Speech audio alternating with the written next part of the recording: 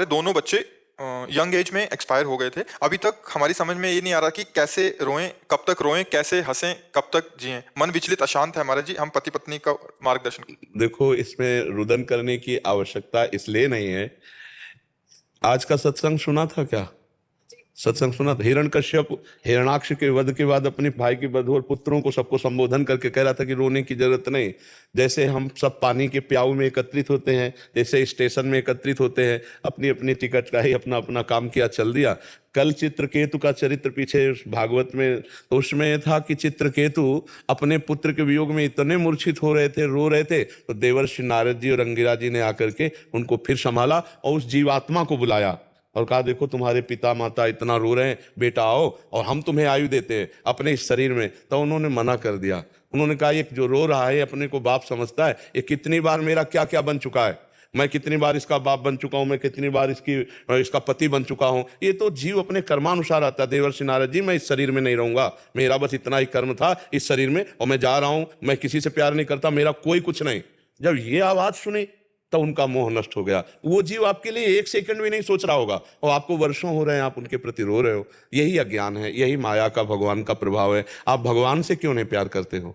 मनुष्य जीवन भगवान के प्यार के लिए नहीं होता, लगता ही नहीं है किसी भी चीज में। यही अज्ञानता है। ये अज्ञानता के कारण बाहर ना अंदर कहीं भी भ्रमण करने जाती हूँ। हाँ, बात सही है आपकी, हम बिल्कुल सपोर्ट करते हैं। ये माया का प्रभाव ही ऐसा है, अविद्या का, कि हमें लगता है मेरा पति, मेरा पुत्र, मेरा परिवार, मेरा अमुक, और जब मेरा परिवार चला गया तो अब हृदय जलता रहता है। यही अज्ञान का खेल है। अगर हम भगवान का नाम जप करें और भगवान को पुकारें और वो कृपा कर दें तो रोना बंद हो जाए। नहीं तो आज नहीं, कभी जन्म जन्मांतर में रोना बंद नहीं होगा। यही होगा, यही होता रहा है जन्म जन्मांतर से। हमें मिलते रहे, बिछुड़ते रहे, मिलते रहे, जन्मते रहे, मरते रहे। इस परंपरा को नष्ट करना है तो भगवान श्री राम जी कह रहे हैं, जननी जनक बंधु सुतदारा तनु धन धाम सुहृद परिवारा सबकी ममता ताग बटोरी मम पद मनहि बांधि बर डोरी। अब हम तो ममता में इतना फंसे कि भगवान के चरणों की तरफ अपनी ममता लगा ही नहीं पा रहे, इसीलिए रोना आ रहा है। मेरा पुत्र भगवान ने क्यों छीन लिया?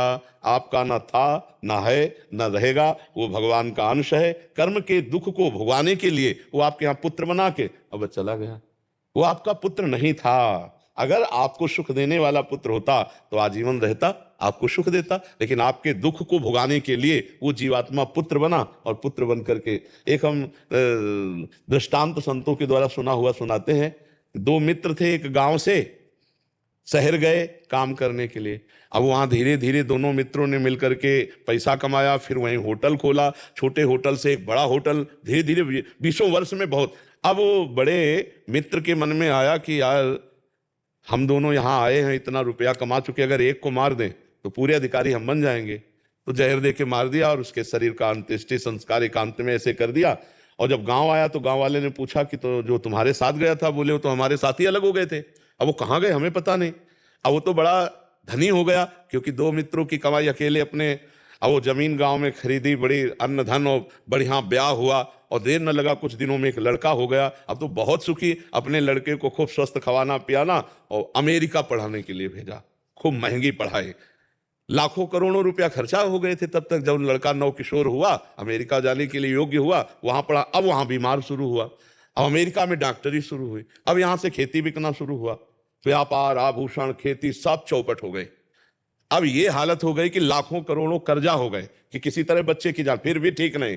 अब अमेरिका से वापस भारत लाए और भारत में जब वो गोद में लेकर पिता रो रहा था और कह रहा था, बेटा बूढ़ा हो गया, जैसे तैसे करके क्या क्या नहीं कमाया, आज सब चौपट हो गया और मैं तुम्हें बचा नहीं सकता, कैसे दवा कराऊं। और बहुत रोए तो वो हंसा बालक और कहा, दोस्त पहचाने नहीं, अपना सब पूरा हिस्सा और तुम्हारी बेईमानी का सब नष्ट करके और मैं अब ऐसे जा रहा हूं कि जिंदगी भर तुम रोते रहोगे। और मर गया, चला गया। कौन आया था? हाँ, दोस्त आया था, हिसाब किताब अपना पूरा। अब हम लोग अज्ञानी जीव हैं तो हम जानते नहीं भाई, किसी न किसी जन्म में उस जीवात्मा के साथ हमारा कोई न कोई ऐसा रहा जो आए और नौजवानी में हमारे चित्त को चुरा कर हमें दुख देकर रुला करके चले गए।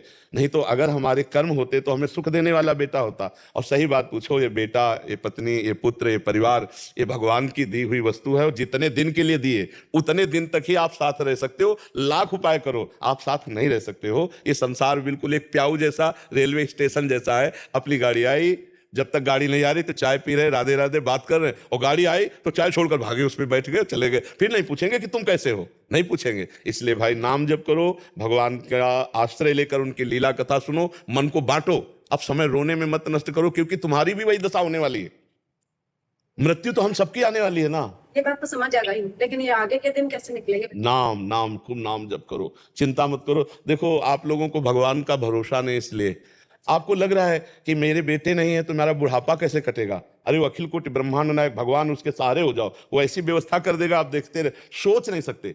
भगवान के सहारे, इसलिए आप चिंता न करो कि आप दोनों बूढ़ों की व्यवस्था कौन करेगा। आप उनके भरोसे हो जाओ, देख लो कोई ना कोई ऐसा निकल आएगा रास्ता कि उस पूरे विश्व का भरण पोषण, अरे वो खुद आ जाएंगे बहाने से किसी न किसी, और आपकी सेवा कर जाएंगे, आप जान नहीं पाओगे।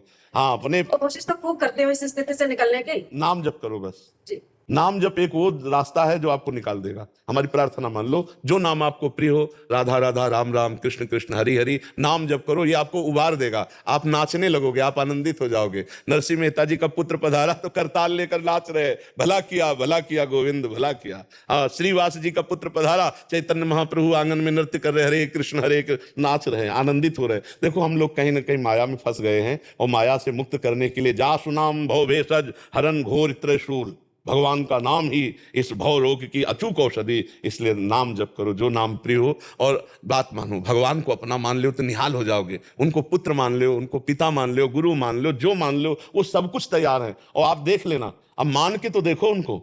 अरे अब कैसे तुम्हें बताए, मान के तो देख लो, निहाल कर देंगे। ई परलोक सकल सुख पावत मेरी सो भैया, कृष्ण गुण संचु। इस लोक में और परलोक में भी परम आनंद मिलेगा यदि नाम जप करोगे, भगवान की लीला कथा सुनो, अधिक समय चर्चा सुनो, क्योंकि मन पुत्र राग से युक्त हो चुका है। तो चर्चा सुनने से मन में वैराग्य आ सकता है। अन्यथा अगर वही चिंतन करोगे तो फिर रोना आएगा और परेशानी आएगी, और यही लगेगा अब हमारा जीवन किस काम का। नहीं नहीं, अभी एक साथी है जिसको तुम नहीं जानते, अभिज्ञात सखा भगवान श्री हरि। ठीक है जी। अर्पित